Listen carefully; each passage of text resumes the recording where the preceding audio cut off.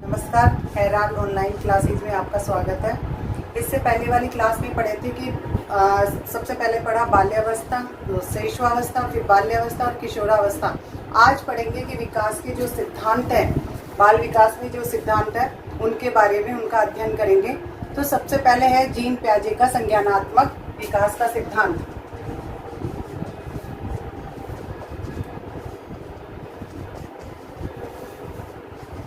Gene प्याजे का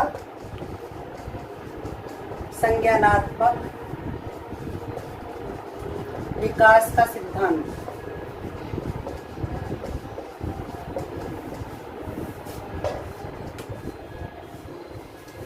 यानी gene प्याजे का संज्ञानात्मक विकास का सिद्धांत।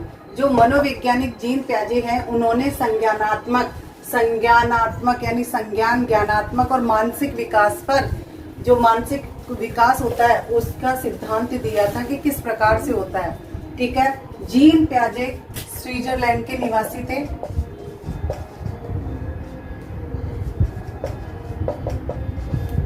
स्विट्जरलैंड के निवासी थे और ये जीव विज्ञान शास्त्री थे। ये क्या थे? जीव विज्ञान शास्त्री।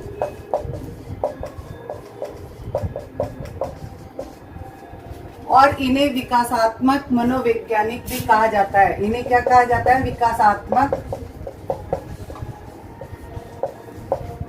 मनोवैज्ञानिक। यानी जीन प्याजे को विकासात्मक मनोवैज्ञानिक भी कहा जाता है। ये किसके शास्त्री थे? जीव विज्ञान शास्त्री थे।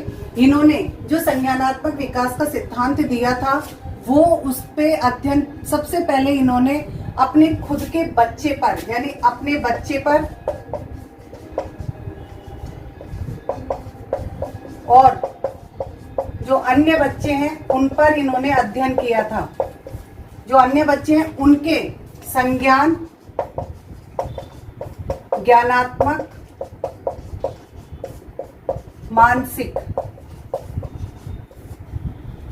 इस पे इनका अध्ययन किया था। किस पे किया था? सबसे पहले उन्होंने अपने बच्चे और जो अन्य बच्चे हैं उन पर इन्होंने संज्ञान या ज्ञानात्मक या मानसिक विकास, इस पर अध्ययन किया था। कि संज्ञानात्मक विकास का सिद्धांत जो दिया था सबसे पहले इन्होंने अपने इन बच्चों पर अध्ययन किया था। ठीक है।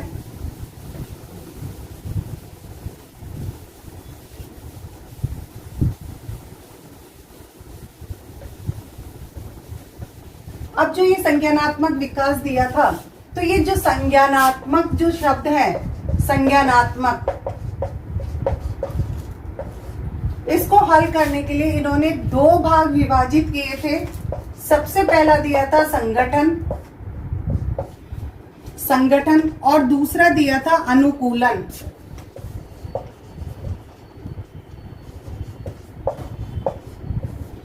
अनुकूलन को भी इन्होंने दो भाग में विभाजित किया था। आत्मसातीकरण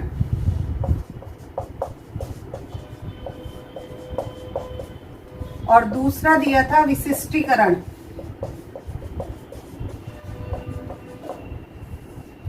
हाँ, अब है संगठन। संगठन क्या है? यानी संगठन, जो संगठन है, इन्होंने जो संज्ञानात्मक इसका विभाजन किया था संगठन और अनुकूलन, दो भागों में विभाजित किया। और अनुकूलन को भी इन्होंने दो भागों में विभाजित किया, आत्मसातीकरण और विशिष्टीकरण। अब संगठन है कि जो प्रत्यक्षीकृत और बौद्धिक जो सूचनाएं हैं उनको प्राप्त करना, यानी प्रत्यक्षीकृत और बौद्धिक सूचनाएं प्राप्त करना। यानी प्रत्यक्ष रूप से और बौद्धिक रूप से, यानी मानसिक रूप से, यानी जो भी चीजें आती है तो प्रत्यक्ष रूप से और मानसिक रूप से जो सूचनाएं जो ग्रहण की जाती है यानी प्राप्त की जाती है, उन्होंने इसे संगठन का रूप दिया है। यानी जो भी ज्ञान होगा, जो भी प्राप्त करते हैं, तो जो भी ज्ञान प्राप्त होगा वो किसके द्वारा? प्रत्यक्षीकृत और बौद्धिक रूप में वो अपनी सूचनाएं इकट्ठी करता है। अब है अनुकूलन। अनुकूलन है पूर्व ज्ञान और नवीन ज्ञान के मध्य सामंजस्य या संतुलन करना। अनुकूलन इन्होंने बताया कि पूर्व ज्ञान और नवीन ज्ञान, जो पहले से ज्ञान है व्यक्ति को, यानी पहले से जो ज्ञान है और जो नवीन ज्ञान प्राप्त कर रहा है, जो सूचना इकट्ठी कर रहा है, नवीन ज्ञान प्राप्त कर रहा है, उनके मध्य यानी उनके बीच में आपस में सामंजस्य बिठाना या उनके बीच में संतुलन बिठाना। जो नया ज्ञान है और जो पहले से ज्ञान प्राप्त है, यानी व्यक्ति जब कोई चीज ग्रहण करता है तो पहले से कुछ ना कुछ ज्ञान होता है, तो पूर्व ज्ञान जिसे कहते हैं और नवीन ज्ञान जो प्राप्त कर रहा है, तो इनके मध्य सामंजस्य बिठाना या संतुलन बिठाना, उसे क्या कहा है? अनुकूलन कहा है। कि यहाँ पे तो पहले क्या हुआ, जो प्रत्यक्षीकृत और बौद्धिक सूचनाएं यानी संगठन से, यानी जो चीज व्यक्ति प्रत्यक्षीकृत यानी प्रत्यक्ष रूप से और बौद्धिक रूप से जो सूचनाएं प्राप्त करता है उसे संगठन कहा है। उसी प्रकार फिर आगे चल के जो यहाँ पे जो सूचनाएं इकट्ठी कर ली, उसके बाद में उन सूचनाओं का पूर्व ज्ञान यानी पहले के ज्ञान के आधार पर और नवीन ज्ञान जो प्राप्त कर रहा है, नया ज्ञान, उसके मध्य में क्या है? सामंजस्य और संतुलन, यानी आपस में उनका संतुलन सामंजस्य बिठाना, उसे अनुकूलन कहा है।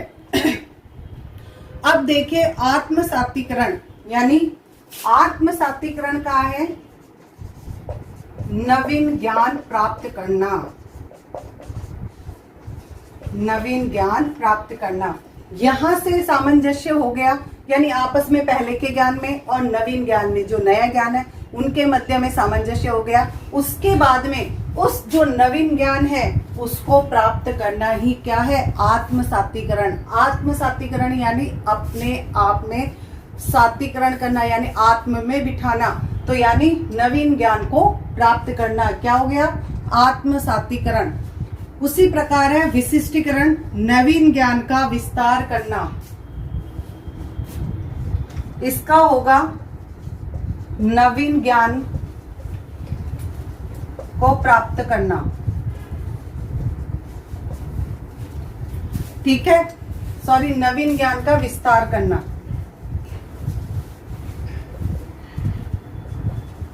विस्तार करना, ठीक है। जो नया ज्ञान लिया है यहाँ पे, यानी आत्मसात किया है, आत्मसातीकरण किया है जो नए ज्ञान का, उसको नवीन ज्ञान का विस्तार करना, यानी उसको आगे से आगे बढ़ाना।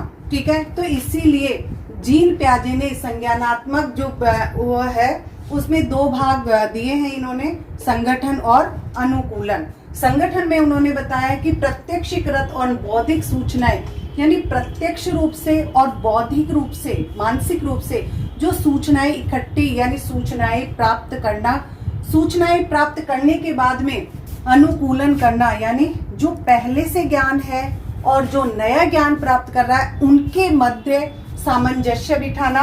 उसके बाद में सामंजस्य होने के बाद में उसका क्या है? नवीन ज्ञान प्राप्त करना, यानी जो नया ज्ञान है उसको प्राप्त करना, यानी आत्मसात कर लेना।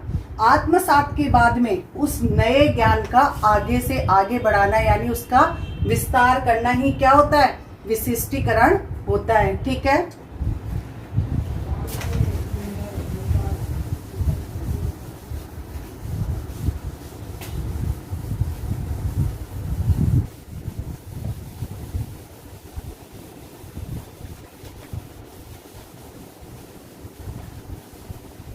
ये तो इन्होंने संज्ञानात्मक जो है उसका विभाजन करके इन्होंने समझाया कि संज्ञानात्मक विकास कैसे होता है। अब जीन प्याजे ने इसके संज्ञानात्मक विकास की 4 अवस्थाओं का वर्णन किया है। 4 अवस्थाएं बताई है। पहली अवस्था संवेदीगात्मक अवस्था। संवेदीगात्मक अवस्था को इन्होंने बताया है जन्म से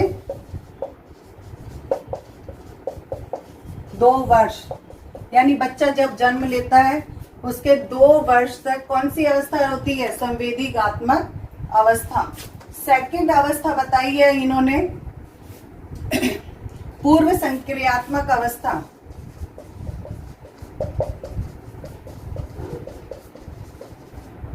पूर्व संक्रियात्मक अवस्था जो होती है 2 से 7 वर्ष, 2 से 7 वर्ष, यानी बच्चा जब 2 वर्ष से लेकर 7 वर्ष की अवस्था कौन सी बताई है? पूर्व संक्रियात्मक अवस्था। तीसरी अवस्था है मूर्त संक्रियात्मक अवस्था।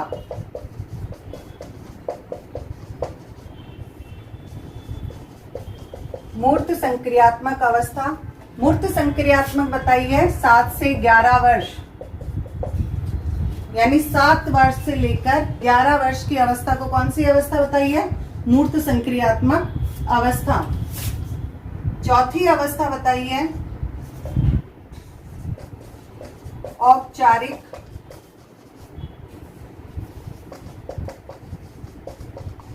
औपचारिक संक्रियात्मक अवस्था।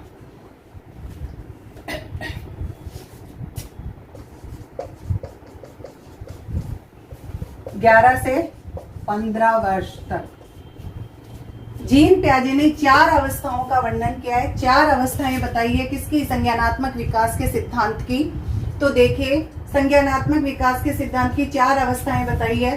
संवेदीगात्मक अवस्था, जिसे जन्म से 2 वर्ष तक की बताई है। दूसरी है पूर्व संक्रियात्मक अवस्था, जो 2 से 7 वर्ष बताई है। 2 वर्ष से लेकर 7 वर्ष तक की कौन सी अवस्था? पूर्व संक्रियात्मक अवस्था। तीसरी अवस्था बताई है मूर्त संक्रियात्मक अवस्था, यानी 7 से 11 वर्ष तक की। और चौथी अवस्था बताई है औपचारिक संक्रियात्मक अवस्था, जो होती है 11 से 15 वर्ष की। ये 4 अवस्थाओं का वर्णन किया है।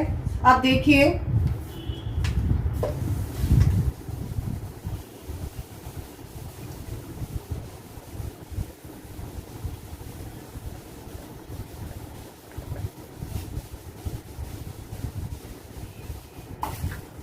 संवेदीगात्मक अवस्था, यानी संवेदीगामक, इसे संवेदीगामक अवस्था भी कहा जाता है।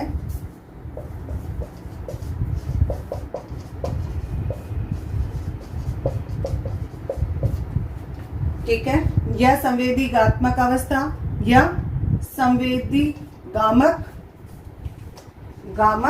अवस्था।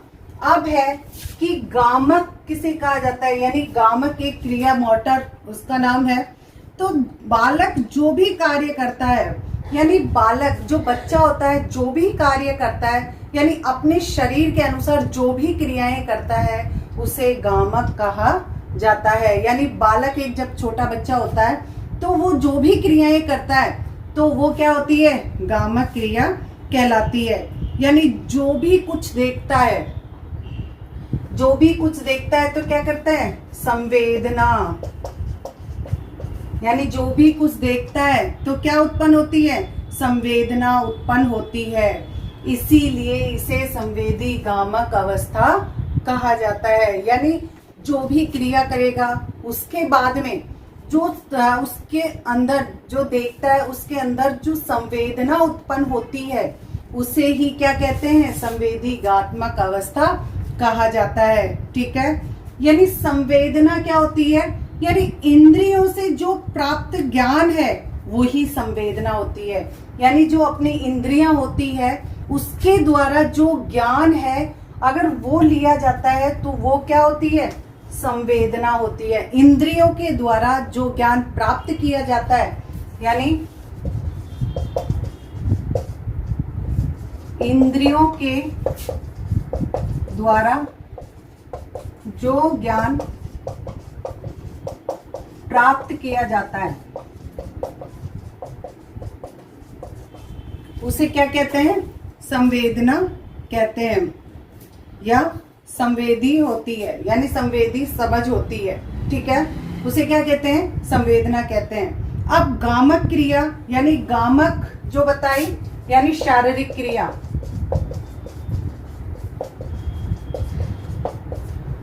शारीरिक क्रिया या शरीर के द्वारा की गई क्रिया ही क्या होती है?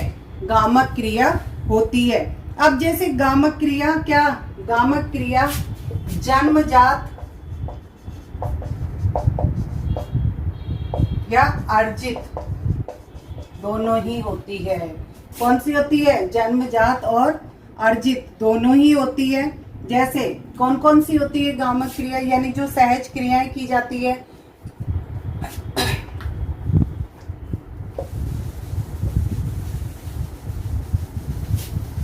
कौन कौन सी होती है?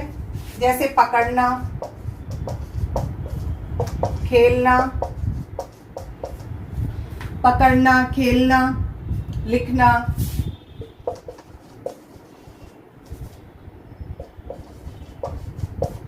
ये कौन सी क्रियाएं होती है? गामक क्रियाएं होती है। ठीक है। अब जो ये इस अवस्था में करता है, उसके बाद में वो कुछ अलग से प्रमुख क्रियाएं भी करता है। ठीक है।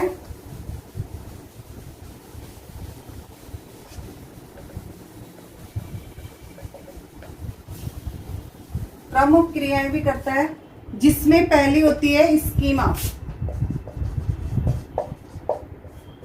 अब स्कीमा, स्कीमा क्या होती है? यानी छोटे छोटे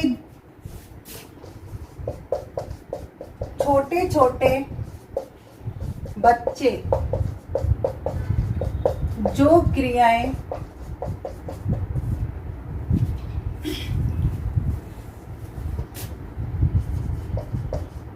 करते हैं वो क्या होती है? उनके मस्तिष्क से, यानी वो क्रियाएं किससे?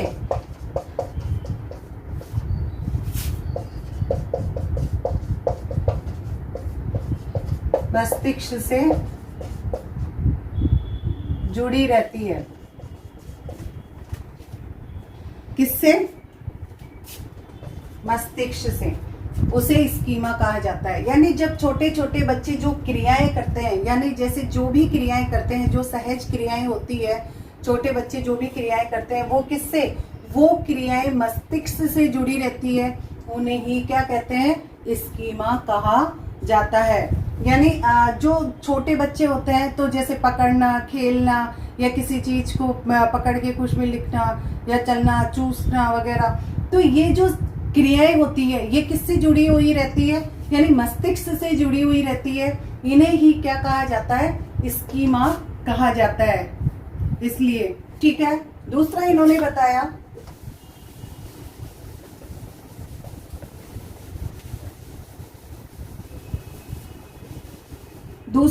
बताया प्रकाश के प्रति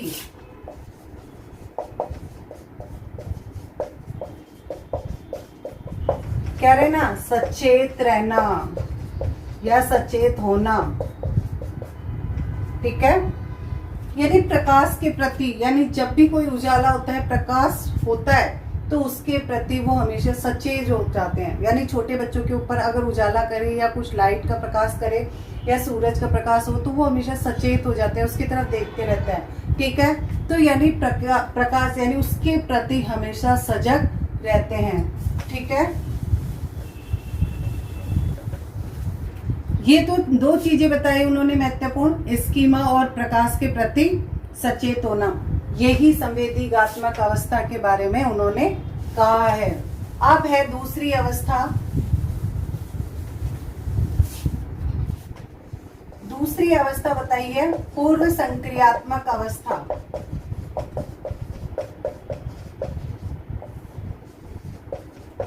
पूर्व संक्रियात्मक अवस्था, इन्होंने इसे बताया है 2 वर्ष से 7 वर्ष तक की अवस्था को कौन सी अवस्था? पूर्व संक्रियात्मक अवस्था का नाम दिया है। अब देखिए, पूर्व संक्रियात्मक अवस्था को और अन्य नाम से भी जाना जाता है अंतः प्रज्ञा काल।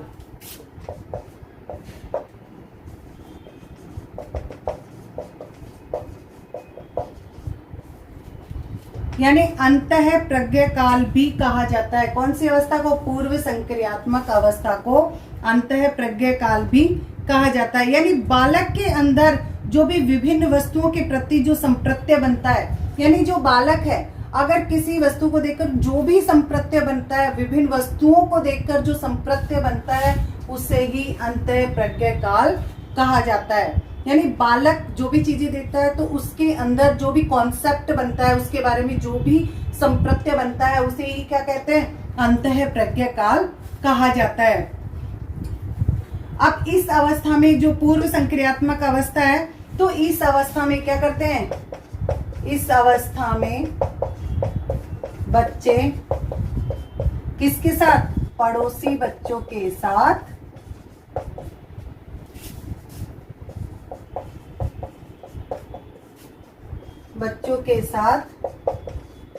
खेलते हैं। यानी 2 से 7 वर्ष के जो बच्चे होते हैं, तो इस अवस्था में क्या करते हैं, इस अवस्था में बच्चे क्या करते हैं, पड़ोसी जो आस पड़ोस के जो बच्चे होते हैं उनके साथ मिलकर खेलते रहते हैं। यानी जो भी बच्चे होते हैं तो उनके साथ समूह बना लेते हैं और आपस में खेलते हैं। कौन सी अवस्था में, पूर्व संक्रियात्मक अवस्था में। और इस अवस्था में देखिए कि बालक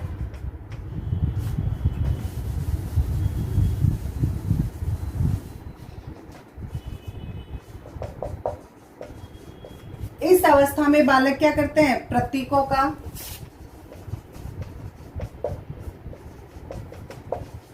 शब्दों का, प्रतीकों का, शब्दों का, चित्रों का प्रयोग, चित्रों का प्रयोग प्रारंभ कर देता है। चित्रों का प्रयोग करना प्रारंभ कर देता है।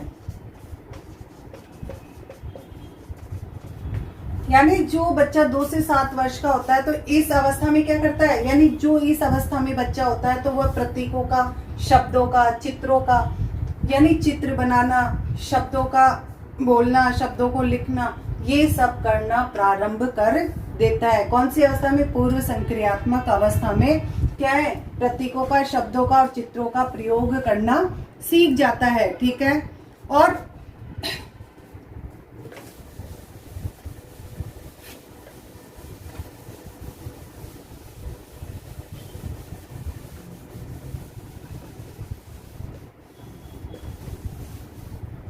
और इस अवस्था में क्या है, प्रतीकात्मक खेल खेलने,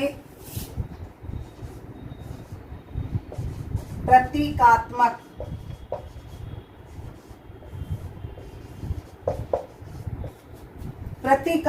खेल खेलने लगता है।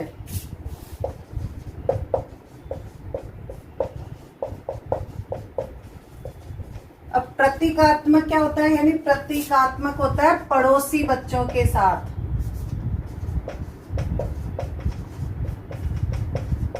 पड़ोसी बच्चों के साथ। यानी प्रतीकात्मक जो शब्द दिया है उसका है कि पड़ोसी बच्चों के साथ खेल खेलने लगता है। कौन सी अवस्था में, पूर्व संक्रियात्मक अवस्था में। इस अवस्था में क्या है, और सही अनुपात करना सीख जाता है। सही अनुपात करना सीख जाता है। यानी इस अवस्था में जो बच्चा रहता है सही अनुपात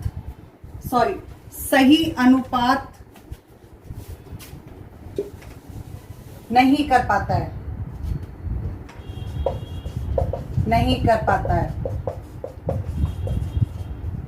ठीक है, सही रूप से अनुपात करना नहीं कर पाता है। जैसे मान लो कि अगर कोई भी चीज होती है, मान लो उसके पास अगर रुई रख दो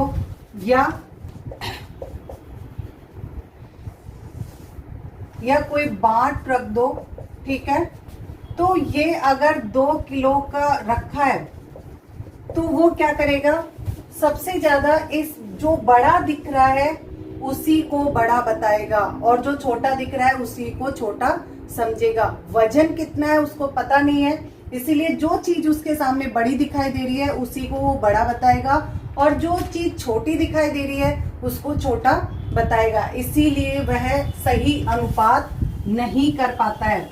जो चीज उसे बड़ी दिखाई देती है वह उसे बड़ा ही बताता है, जो चीज छोटी दिखाई देती है उसे छोटा बताता है। यानी सही अनुपात उनमें अंतर करना नहीं कर पाता है, अंतर बिल्कुल नहीं कर पाता है।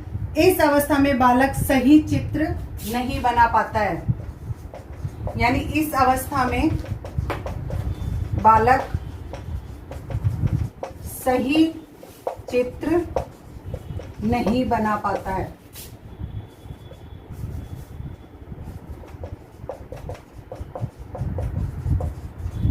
यानी जो इस अवस्था में जो बालक होता है सही रूप से जो भी चित्र बनाता है, यानी लाइन वगैरह खींचता है या जो भी चित्र बनाता है वह सही रूप से नहीं बना पाता है। कौन सी? पूर्व संक्रियात्मक अवस्था में। और इसमें है कि सजीवता के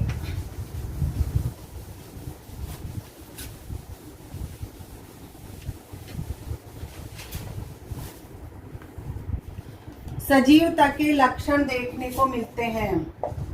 यानी इस अवस्था में क्या है? सजीवता के लक्षण देखने को मिलते हैं।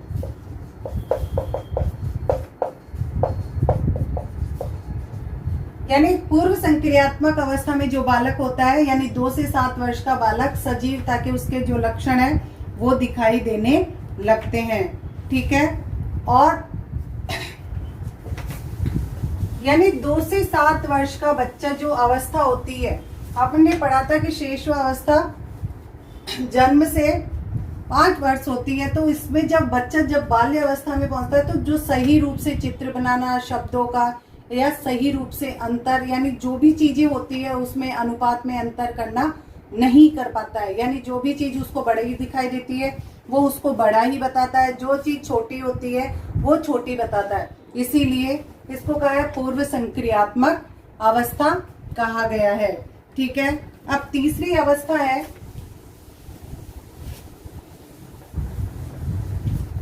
तीसरी अवस्था उन्होंने बताई है मूर्त संक्रियात्मक अवस्था।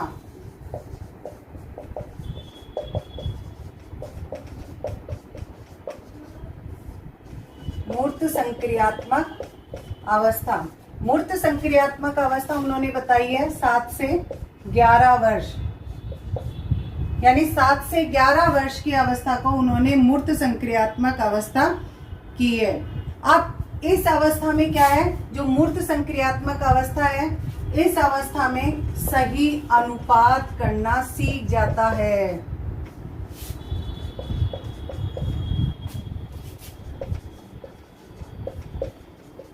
सीख जाता है। यानी इस अवस्था में सही रूप से अनुपात करना सीख जाता है कि कौन सा बड़ा है, कौन सा छोटा है, किस में वजन ज्यादा है, किस में नहीं है।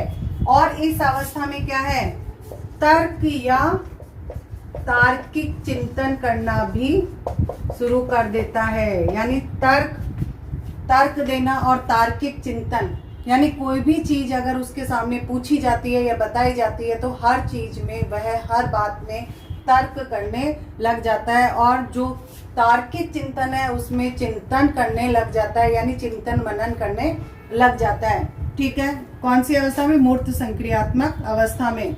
और इस अवस्था में मूर्त चिंतन भी करता है। मूर्त चिंतन भी, यानी जो इस अवस्था में 7 से 11 वर्ष की अवस्था है, इसमें बालक क्या है? मूर्त चिंतन भी करने लगता है। और इस अवस्था में और क्या करता है?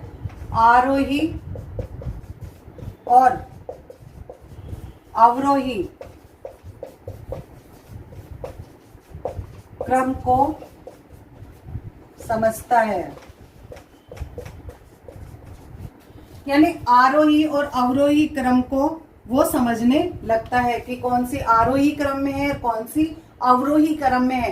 तो जो 7 से 11 वर्ष का बच्चा है तो आरोही और अवरोही क्रम को समझने लग जाता है, कि समझ जाता है कि कौन सा आरोही क्रम है और कौन सा अवरोही क्रम है। ये उसमें समझ विकसित हो जाती है। आगे है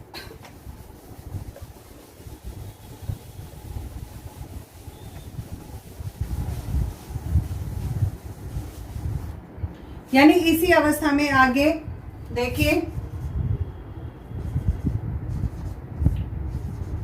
कम आकार, भार, क्रमबद्धता आदि को समझने लगता है।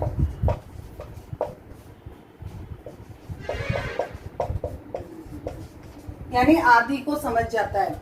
यानी कम, कौन सी वस्तु कम है, कौन सी वस्तु ज्यादा है, कौन सा आकार कैसा है, और कौन सा भार, कौन सा वजन कितना है। क्रमबद्धता यानी जो क्रम है उस क्रम में कैसे, क्रम से क्रमबद्धता, उसमें कैसे क्रम से कौन सा छोटा है कौन सा बड़ा लगाना है, वह इस बातों को समझने लग जाता है। कौन सी अवस्था में? मूर्त संक्रियात्मक अवस्था में इन सभी चीजों को वो समझने लगता है। कौन? 7 से 11 वर्ष का बच्चा। अब देखिए चौथी अवस्था,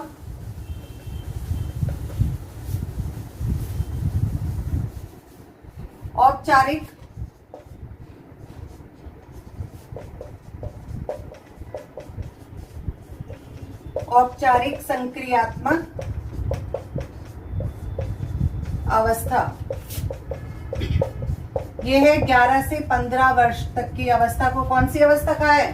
औपचारिक संक्रियात्मक अवस्था कहा है, जो 11 से 15 वर्ष बताई गई है। इसमें क्या होता है कि इसमें अमूर्त चिंतन,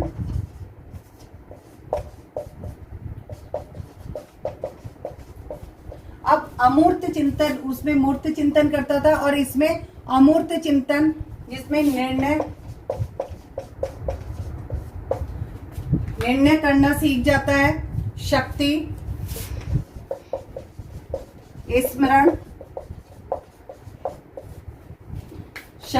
स्मरण और मनन, यानी इसमें अमूर्त चिंतन करने लग जाता है। निर्णय लेने की क्षमता उसमें विकसित हो जाती है। शक्ति का प्रदर्शन करने लग जाता है। स्मरण, याद करने की क्षमता विकसित हो जाती है और चिंतन मनन करने लग जाता है। कौन सी अवस्था में? 11 से 15 वर्ष का बच्चा। और इसी में आगे है अंकों का प्रयोग करने। अंकों का जो प्रयोग है उसको सही तरीके से करने लग जाता है कि कौन सा अंक कैसे आएगा, कैसे आगे बढ़ेगा, ये सभी चीजों का उसमें वह प्रयोग करना सीख जाता है। इसी में आगे है समस्या का समाधान करना।